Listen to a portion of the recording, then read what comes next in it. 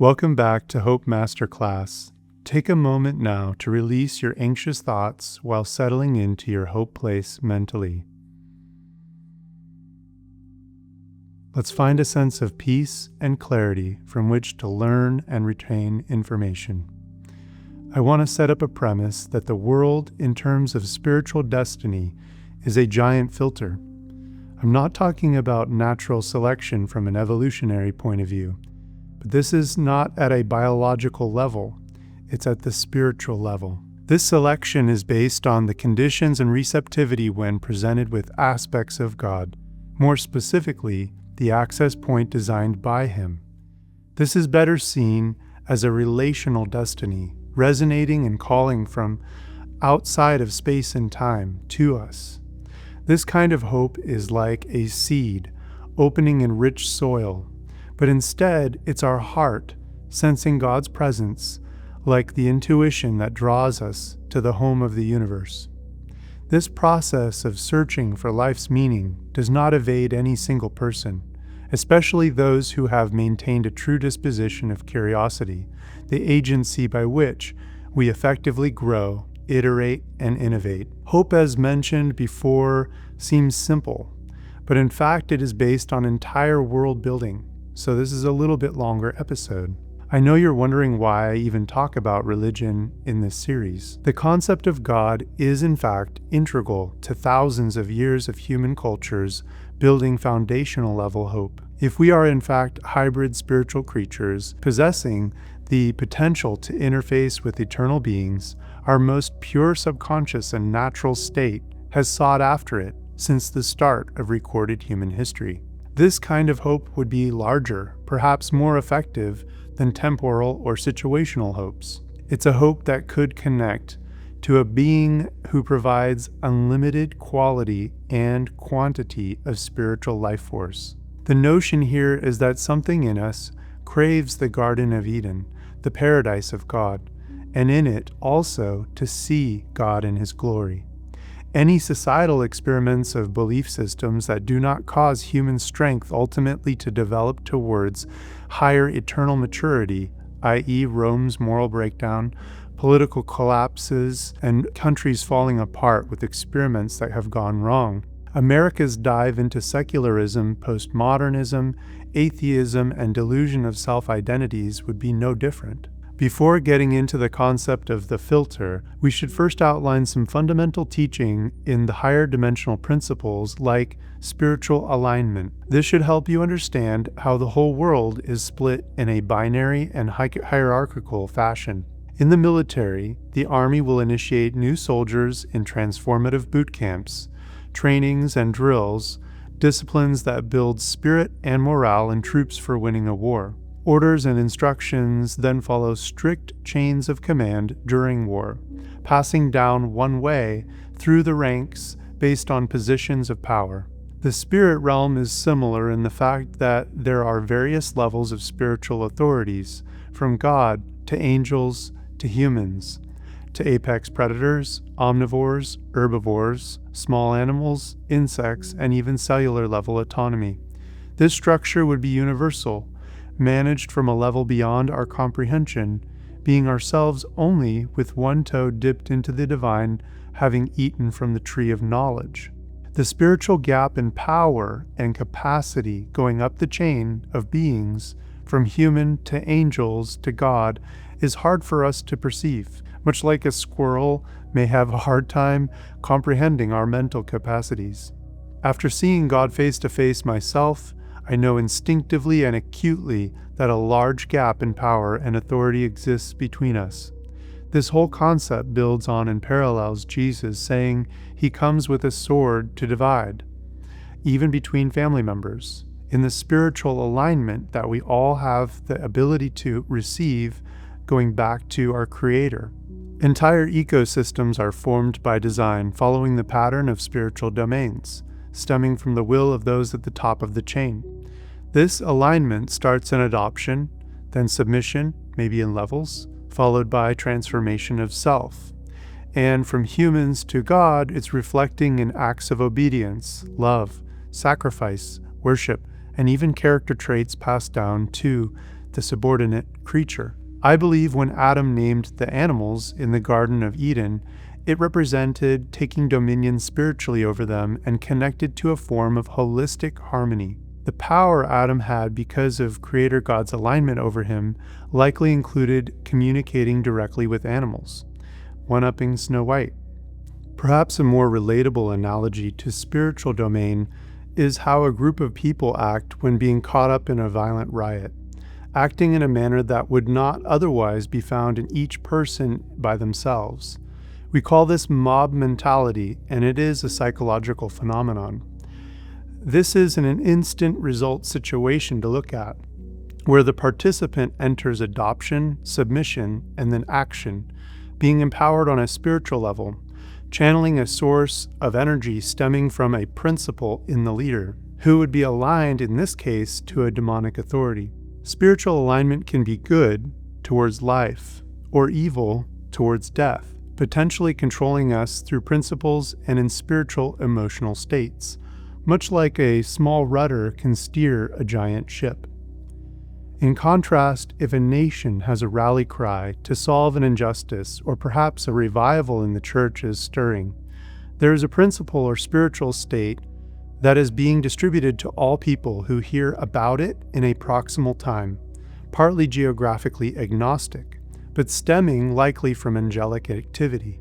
From a Christian worldview, the fallen angels reside at the helm over many governments, having established generational control, maintaining institutions and cults, perpetuating lies and division, and teaching hate towards people groups.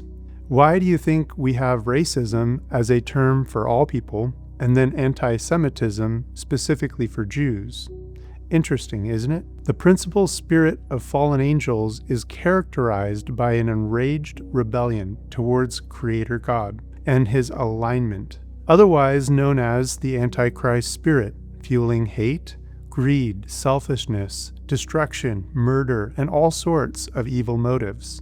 For Christian viewers, I also encourage you to revisit the story of Stephen's stoning, which is a prime example of two kingdoms clashing and the Antichrist spirit slamming into God's holiness and the mercy manifested in Stephen as he embodied Christ, whose prayer likely saved Saul, who became Paul. Are you personally left wondering at times why there's not more peace and order in the world? Surely someone at some point is capable, altruistic, or mature enough to step in and eradicate evil so we can all just grow up and move on. Tech billionaires wanting to solve this perhaps with AI development will only find out on a global scale we're in for yet another failed utopian experiment. Why do I predict that? Because the root of the issue is not found in human-level control, political ideology, or lack of systemic excellence. It's in fact stemming from a spiritual principality and power in the angelic level of authority over us. These are eternal beings, fallen but not limited as we are. This alignment concept moves perfectly into how we receive hope, specifically from Creator God's original good intent for humans. His higher spiritual authority, when adopted and aligned to by an individual, affects the critical mass of the entire Earth population, drawing life force to sustain the rest of the world by maturation, order, environments of peace, built-up faith, being examples of hope and love throughout. The further humanity strays from the Creator's alignment, the more nature can experience harmonious breakdowns. Conversely, if the knowledge of Creator God caused majority of human hearts to accept full alignment through Jesus, followed by personal transformations, it's possible to see our natural world enter a harmonious state of glory. Let's look at the premise that science can overturn or overrule the Christian worldview by creating its own religion, proposing to deny the existence of the divine or intelligent design. From a statistical probability of the Earth's placement in the Goldilocks zone, the balance of our solar system, compounded by the intricacy of our planet's life forms, and the gap of our conscience to that of the animal kingdom, it's reasonable to assume intelligent design has made its mark. Consider the power of our mind and words to speak life directly on natural elements and see measurable outcomes. These discoveries, seemingly mysterious, are beyond the purview of the scientific method and instrumentation. This then leaves the leading scientific minds to conclude that the spirit realm or higher dimension exists, but is out of reach. Intelligence recognizes intelligent design, but the lack of visibility into the spirit realm and seeing our Creator's apparent absence from this planet in physical form does not also discount his fingerprint is understated. The very helix of our DNA mimics the helical trajectory of Earth moving through the Milky Way galaxy. The design from our smallest building blocks in life reflects a mastermind that obviously knows the cosmos, not random energy spawning life. Perhaps more mental RAM is required to see it, but it's still instead provided through another form we call faith. Because we are spiritual creatures, this should make some sense. If we had an immediate divine perspective of all nature on our planet and our agency to nurture it, we would be so compelled to harmonize with the good intent. Then in our doing the work again, also see clearly divine design. However, the evil principalities above us want to keep all minds in a degraded state, easily persuaded and manipulated. I believe our faculty was designed to focus on just our own planet, and even smaller within our own ecosystems or walkable locality. Look again at the Garden of Eden. It was likely an ideal size for the first two humans and its unique biosystem.